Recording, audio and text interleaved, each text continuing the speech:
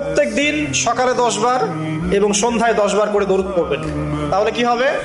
ইনশাআল্লাহ তাআলা আমরা সবাই কিয়ামতের মাঠে নবী সাল্লাল্লাহু আলাইহি ওয়াসাল্লামের সুপারিশ পেয়ে যাব ইনশাআল্লাহ।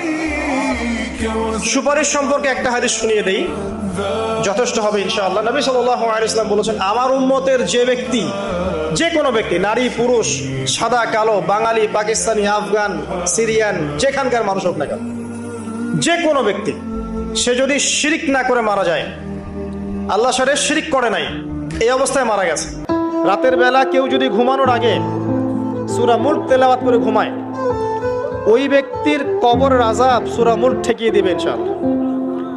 সূরা মুলক আল্লাহর সাথে তর্ক করবে, বাকবিতণ্ডা করবে এবং তার পাঠকারীর জন্য সুপারিশ করবে, আল্লাহ পাক তার কবরের শাস্তি মাফ করে দিবেন ইনশাআল্লাহ। যে ঘরের মধ্যে সূরা বাকারা তেলাওয়াত করা হয়, সেই ঘর থেকে শয়তান পালিয়ে যায়। যে ব্যক্তি সূরা বাকারা নিয়মিত তেলাওয়াত করে, তার জীবনে বরকত নেমে আসে। কি আসে? আল্লাহর রহমত আর বরকত নেমে আসে।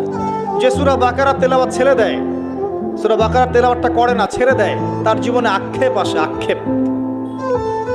সূরা বাকারা এবং আলী ইমরান কিয়ামতের মাঠে মেঘের মতো থাকবে, যা পাঠককে ছায়া দিবে ইনশাআল্লাহ তাআলা।